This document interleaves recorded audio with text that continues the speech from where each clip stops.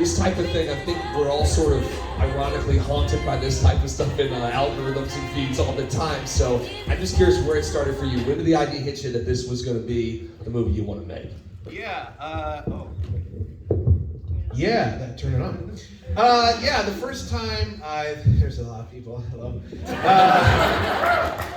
Yeah,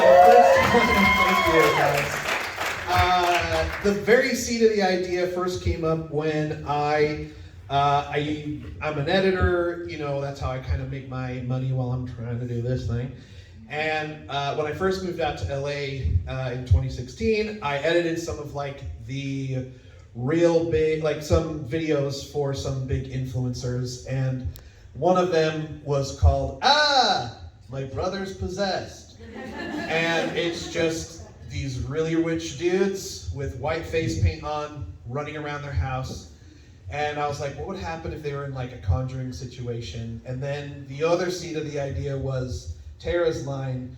For some reason I was like, it just would be really funny if like all hell is going on behind them, and they're still filming being like, use promo code TQueens to get 50% off. And so, yeah, that was very early in the seed of that. So, and yeah, I brought it to the co-writer as well as star. Actually, real quick, I got ahead of myself. Would you do introductions and let everyone know who you are and the role you play? I'm Lexi Collins, and I play Tara. I'm Alex Watson. I'm the co-writer and director. Janine Hogan, I co-wrote it and I played Jane. Hold on.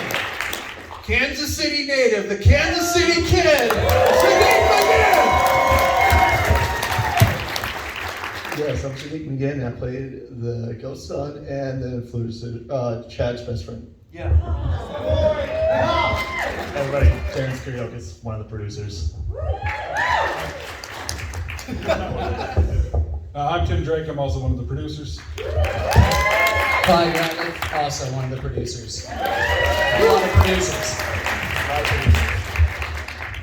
I'm curious, for those who played roles, what was that prep? I mean, was that prep work like just going straight into the abyss and kind of, we see it every day, but kind of getting ready for, you know, to kind of balance the humor with the darkness? Kind of what was that like for each one of you? It was creating Tara was a really fun thing. I know we talked early on about the character, and you know, as a blonde, I get casted as the bitchy ditzy girl, but there's more to Tara than that. So I really wanted to play into that in the film. Because she has more. We caught a ghost on camera while we were filming. Oh yeah, this is real. Yeah, this is the thing that. While we were filming, a door just So you have to magically watch opened. it again to see it. There was actually ghosts in that house. Yeah. I'm not kidding. It was insane. Sorry, I didn't mean to. But yeah, there was more. They wrote Tara deeper than that. So I was very excited to dive into that. And when Lexi came in, we did auditions.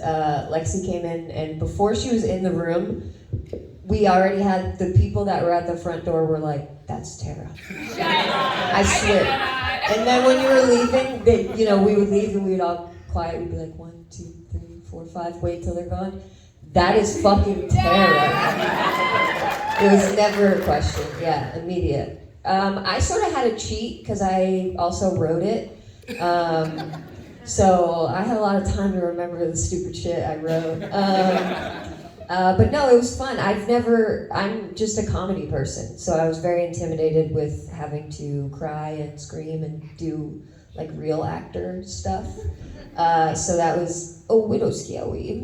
But I was excited to, do the challenge and levitate and stunts and all types of fun shit. Yeah. Played 5 characters. Yeah. It was, the main one I was is the ghost son, and it was really fun to just try to contort my body and just find a really weird pose to freak people out as much as possible. And on set I did a weird scream, and you were the one that told me to do it in the scene, and then After Effects made it better. But yeah, it was really, really fun to like, because I just love doing weird noises and stuff, and so doing weird screams is really fun for me to do and whatnot. And he came to the right place. That is, yeah, we did ADR and I had to make demon noises and scream for like 2 minutes straight, and I was like, I'm gonna perish doing this, and it'll be worth it. So. Well, in these haunted house type stories, they're really a character of their own. So I was kind of curious, even from like a producer standpoint, or just kind of figuring out your location. How much of that was kind of, it seems like you found a ghost. So how much of that was organic? How much did you guys put together as a team, and how did you go about finding the Rattler house? Finding a haunted house was a happy accident. Finding a house we could afford was first and foremost on our mind for our budget level. But luckily, I have a lot of friends in the Santa Cruz area, which is where we shot this outside of LA, that specialize in stuff like this, older abandoned-ish properties, and it just worked out. Because initially we looked at the American Horror Story house, Wadi, and that kind of fit the logistics of the script better. So making this one work took some reworking of the script, reworking some magic in there. So a lot of that is on Wadi, but a lot of that is just dumb luck finding the location. Making it work, Yeah. saying, hey, we wrote a lot of stuff, there's no stairs. Let's figure that out, switch that up, I guess. The basement was actually a garage outside, like 50 feet outside of the house. Yeah, How long did you guys shoot?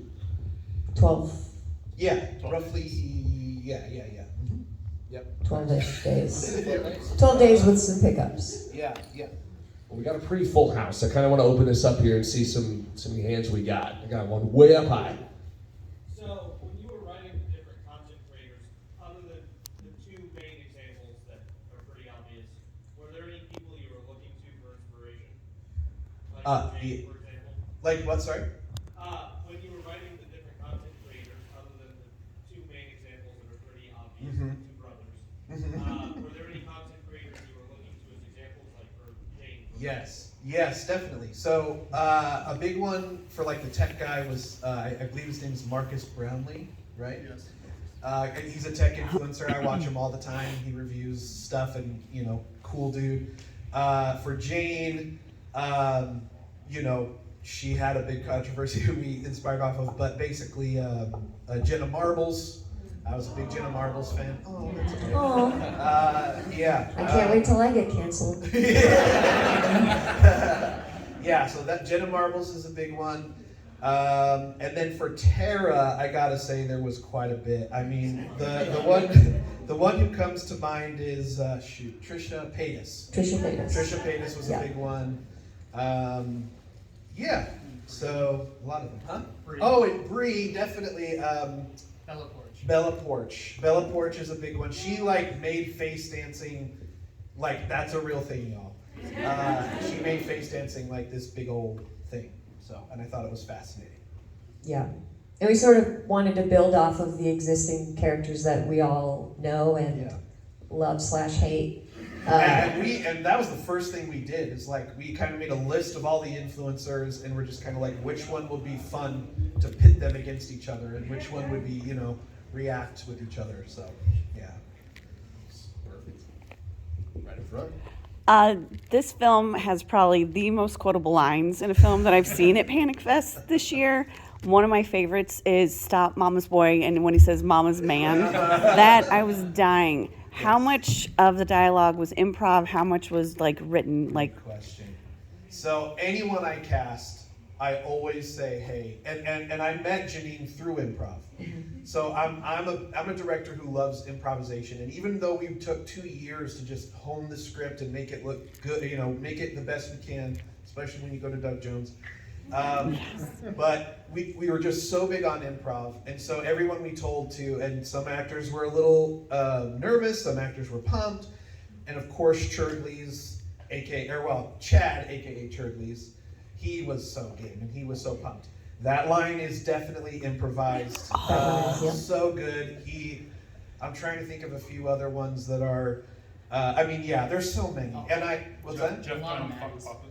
Oh yeah, well no, Jeff Dunham Fuck Puppet was me. I told him that on the day. And what was your one? I was just saying a lot of Maddies. Yes, Matty Cartolopol, who wishes he could be here. He's at a convention for Stranger Things right now. Okay. Yeah. And then Doug, I think, is on a Star Trek cruise or something. So just living the life. They got their priorities all fucked. Yeah, but Maddie was so good. Maddie would just like go, man, and he would have just like tons of different ones. One that didn't make it that I gotta say. So it's the beginning of the movie. So it is written where he says, "Do you want to go back to piercing preteens at Claire's?" And then he says, "I can still hear their screams." That is in the script, but he did one that was so close to making it where he says, "I burnt it down." Or it's burnt down and I'm the #1 suspect. And then just stares at me. Yeah. But we couldn't keep straight. Maddie is great. Yeah, we would break every time. Maddie is great to the point where I had to go, we got him. We got Yeah. Let's commit to one, buddy. We gotta. Yeah, that slap, the slap that when she hits him, one was real. Whoops. The first take, she accidentally hit him. Whoops. But then after that, Maddie just really wanted to give a bunch of different options. And I was shooketh because I was like, I just slapped him in the face. Whoops, I was a little too committed. And then as I did it, I was like, obviously immediately wanted to be like, oh, I'm so sorry, I'll go home. But I was like, stay in character. Maybe this will be good. But then everything after, he's like, okay, put your hand here and here, here. And I was like, I'm still recovering from when I just slapped you in the fucking face. Way to end. I mean, they'll be out in the lobby. One more time. Thank you, guys. Thank you so much. Thank you to our executive producers here.